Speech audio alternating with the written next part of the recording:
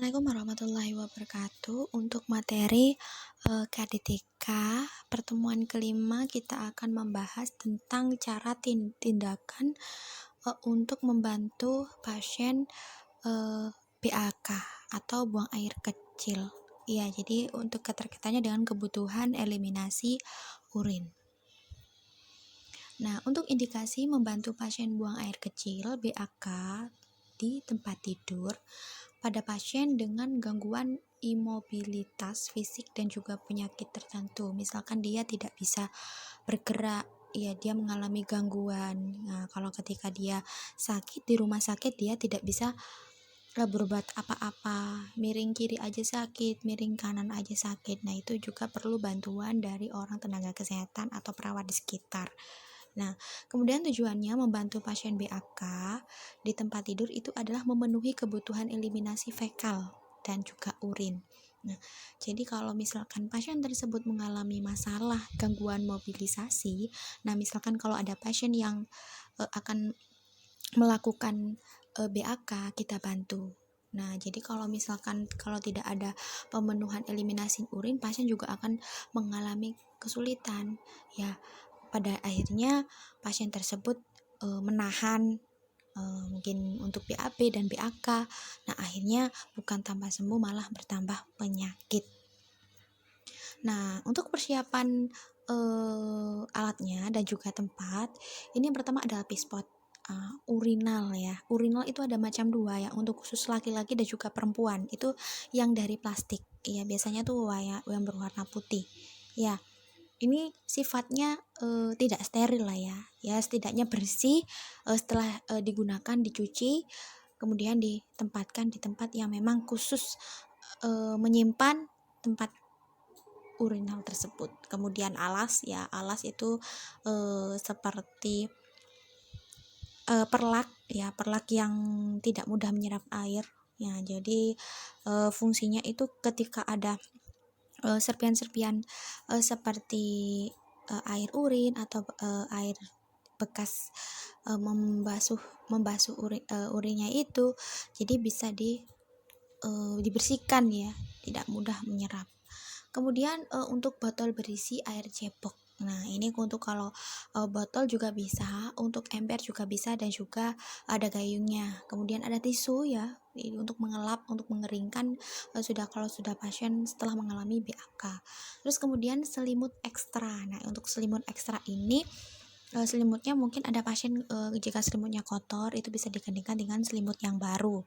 Kemudian untuk sampiran, nah sampiran sketel untuk menjaga privasi pada pasien. Iya, jadi semuanya kita melakukan tindakan eliminasi urin, jadi pasien kanan kiri itu tidak bisa mengetahui ya. Ya, jadi malu ya kalau sampai dia mau BAK kanan kiri tahu, pastinya malu. Kemudian untuk bengkok kan bentuknya itu untuk tempat membuang sampah baik medis dan juga non medis yang berada diletakkan di sekitar pasien atau dekat kita sendiri. Kemudian untuk persiapan pada pasien, nah itu memberitahu pasien dan menjelaskan tujuan dan juga tindakan. Kemudian mengatur pasien yang aman dan nyaman. Nah, untuk persiapan lingkungan, memasang skater dan juga sampiran. Nah, untuk persiapannya itu terlebih dahulu setelah kita melakukan tindakan, kita terlebih dahulu memberitahu kepada pasien tindakan apa yang kita harus lakukan dan juga apa yang harus pasien lakukan. Jadi adanya hubungan timbal balik. Jadi pasien itu juga gak kikuk, jalinnya juga komunikasi terapeutik pada kita. Jadi pasiennya tuh lebih terbuka sama kita. Terus kemudian mengatur pasien yang aman dan juga nyaman ya. Jadi setiap kita melakukan tindakan walaupun hanya membantu pasien BAK ya, itu tetap menjalin kenyamanan pada pasien, jangan sampai kita menyakiti pasien ya. Kemudian untuk persiapan lingkungan ya, sama seperti tadi, memasang skater atau sampiran untuk menjaga privasi pasien. Kemudian pelaksanaan membantu pasien BAK di tempat tidur. Nah, ini jangan lupa sebelum melakukan tindakan kita cuci tangan 6 langkah ya terlebih dahulu. Kalau menggunakan air mengalir silahkan, terus kalau mau menggunakan hand sanitizer silahkan.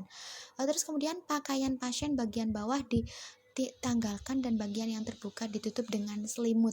Nah, jadi yang di atas itu ditarik sedikit, kemudian yang di bawah itu ditarik untuk menutupi daerah kemaluan pasien yang juga paha ya, ekstremitas bawah.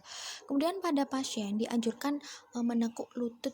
Nah, dorsal ya, jadi kalau penasaran dengan posisi dorsal kamu bisa browsing ya. Sebenarnya di buku ada ya, kalau mungkin lupa. Kemudian angkat bokong serta pasang pengalas, nah atau perlak ya. Kemudian pasang piswat pada wanita dan juga urinal laki-laki. Ya, ini pasiennya terserah.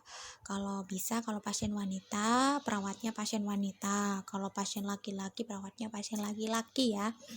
Terus kemudian bila telah selesai, anus dan daerah sekitar genitalia dibersihkan dengan air dan juga keringkan dengan tisu lalu dibuang ke dalam bengkok. Nah, tunggu beberapa kali sampai bersih. Jadi diguyur beberapa kali. Jangan satu kali aja, ya kurang bersih. Sekira-kira lah sekitarnya, kalau kita merasa bersih, baru kita bersihkan dengan tisu kering. Kemudian pispot diangkat dan juga urinal atau urin diamati. Bila ada kelainan segera lapor dicatat. Ya, jadi urinnya itu dilihat. Nah, kalau urinnya itu kan sebenarnya normal kan warnanya kuning cerah ya, bening, terus baunya khas. Jadi tidak ada kayak gumpalan-gumpalan, tidak ada darah dia, jadi bercampur darah, urinnya itu bening, kekuningan ya. Terus kemudian pasien dirapikan dan juga pakaian bawah dipasang ya, jadi kita bantu, mungkin bokongnya suruh angkat sedikit. Jika kita mengalami kesusahan, kita bisa bantu dengan perawat lainnya atau keluarga pasien. Kemudian dan juga bersihkan lapikan arat yang juga dibersihkan. Nah, dikembalikan ke tempat semula. Nah, jadi kalau sudah, mana yang khusus, yang tempat kotor diletakkan di tempat yang kotor, kalau masih bersih dipisah dengan yang masih kotor ya, supaya tidak terkontaminasi dengan bakteri-bakteri yang melekat pada alat yang kotor. Terus kemudian sampiran dibuka. Nah, sampiran dibuka setelah kita itu melakukan tindakan. Nah, juga setelah melakukan tindakan, perawatnya juga harus cuci tangan. Nah, kita observasi keadaan pasien. Nah, tanya, "Bu, apa yang dirasakan? Sudah minum obat apa belum? Sudah makan apa belum? Gimana? Sudah pusing? Masih pusing atau badannya kerasa bagaimana?" Kita tetap tanya ya, setiap kita melakukan tindakan apapun. Kalau ada pasien bertanya, keluarga pasien, kita harus menjawab ya, tanyakan ya. Jika ada keluhan pasiennya, tolong segera menghubungi kita. Kemudian mencatat kegiatan dan juga hasil tindakan. Nah, sikap selama pelaksanaan, nah ini menunjukkan sikap sopan dan ramah ya. Jangan lupa sebelum kita mau melakukan tindakan, salam terlebih dahulu, senyum, salam, sapa ya. Jadi, assalamualaikum, ini saya perawat N, saya mau melakukan tindakan seperti ini, apa dibolehkan atau diperkenankan? Nah, kalau diperbolehkan, kita langsung membantu. Tapi kalau misalkan ada keluarga pasien atau pasien yang menolak atau dengan alasan malu dan lain sebagainya, kita tidak wajib memaksa. Mungkin para kerabat-kerabatnya juga bisa membantu, tapi tetap kita ajarkan ya, tetap kita pantau. Kemudian untuk menjamin privasi pasien ya, tetap tutup sampiran dan juga atur pencahayaan ya. Jadi lingkungan, menciptakan lingkungan juga yang bersih, perawatnya juga harus bersih. Kemudian bekerja dengan teliti ya, jadi teliti, tepat ya, jadi jangan sembrono supaya tidak menyakiti pasien. Kemudian memperhatikan body mekanisnya ya. Kemudian yang terakhir adalah melakukan evaluasi. Nah, tanyakan keadaan dan kenyamanan pasien setelah tindakan. Nah, kalau rasa pasien dengan setelah dilakukan tindakan pasien merasa baik, kita lihat pada catatan perkembangannya ya. Oke, demikian materi untuk membantu pasien BAK. Nanti simak cara tutorial membantu pasien BAK saya kirim. Jika kurang paham bisa tanya ke saya ya.